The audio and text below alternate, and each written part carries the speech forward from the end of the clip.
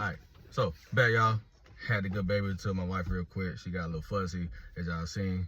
But yeah, so I was talking about hydrops, and I was talking about immune hydrops and non-immune hydrops. So yeah, once again, immune hydrops is when the mama, the body, it's when the mother's body literally shuts down blood delivery to the baby. Non-immune hydrops is when, for whatever reason, blood, it's the same situation, blood shuts down delivery to the baby. But immune hydrops is, you know exactly what's going on. Non-immune, you gotta hurry up and find out what's going on very quick, okay? Like very, very fast. So our baby has immune hydrops, and the way you solve hydrops is the baby has to get blood transfusion. How does this work? While the baby's in the womb, like mine was, she had to get blood bags while she was in the womb, okay? So this is a very unique, interesting process on how this happens.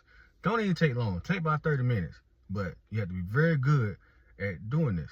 So the doctor in Texas, as I was talking about earlier, word is that he was self-taught or something like that. How he learned how to do it, he's the only one here in Texas that knows how to do it, or one or two who knows how to do it. So we go to him, he tells us what's going on, he tells us we're in good hands, okay? I'm like, yeah. I'm very happy to know that we are in good hands. We need our baby to live and live long. So he began to tell us about the process, how it happens, because that was my biggest question, okay? My wife's crying, and I'm just sitting here mad as hell. I'm like, okay, how y'all gonna do this? How does this work? Transfusion means something being stuck inside something, or being stuck inside my baby, and she's gonna have to get blood. So yeah, he tell us the baby's gonna get a blood bag, and there's gonna be a needle, has to be inserted inside the womb to deliver the blood, okay? So I'm like, it's gonna be painful, the baby gonna feel it, is the baby gonna like have to be delivered early, and all that stuff, if something go wrong with it, or if you do it the first time, or if you stick it wrong, what can happen? So he gave us the whole 401, okay? And what happened is the baby gets blood transfusion. He give us the chances that there can be a risk of early delivery, preterm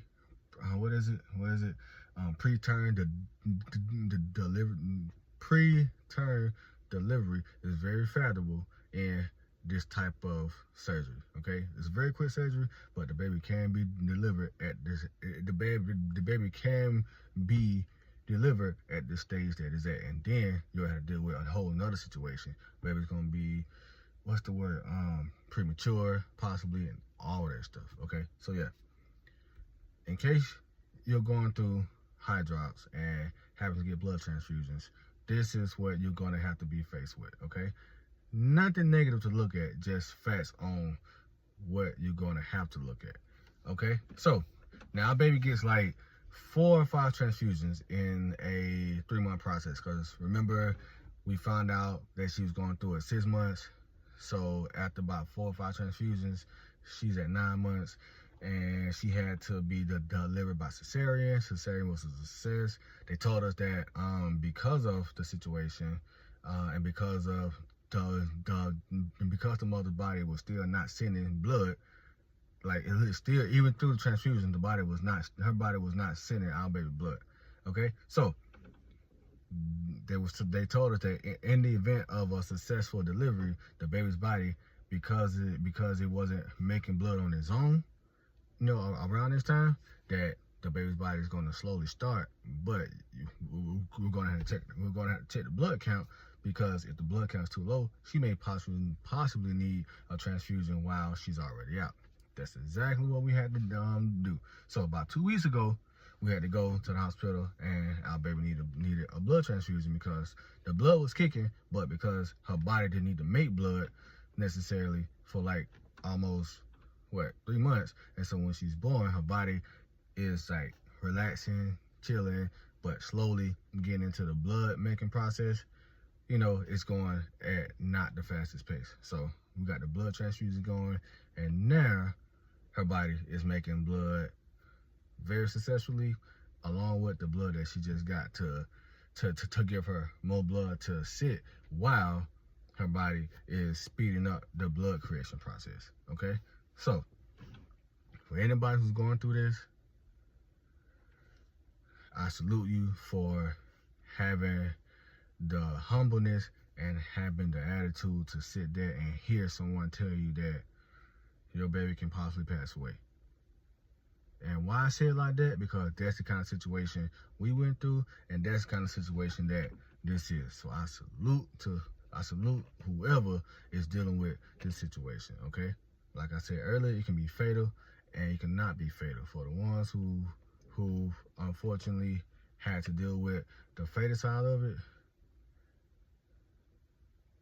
God is in control, okay? It's gonna be okay. I know it may not look pretty, but it's gonna be okay.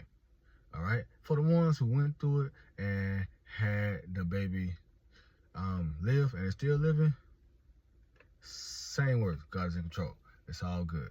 Okay. I'm glad that you're on the side of the baby living, because even in this situation, we was told that because of the blood creation for the baby can start off very, very slow, and blood transfusion still may be needed, it can easily turn into a fatal situation. And so we still have our eyes open to the situation, okay?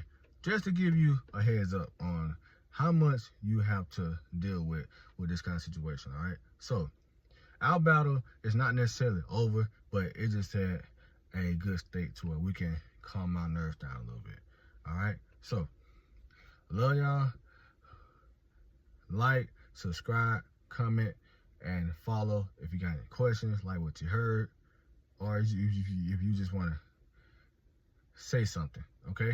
Hit the comment box, subscribe to my channel. I got more videos coming of our baby Makiba, more videos coming of me and my kids, and just more content, okay? You can follow me here on YouTube, TikTok, and Facebook, okay? So, salute to everybody who got some kind of situation going on, because you're a warrior and you can get through it. Much love.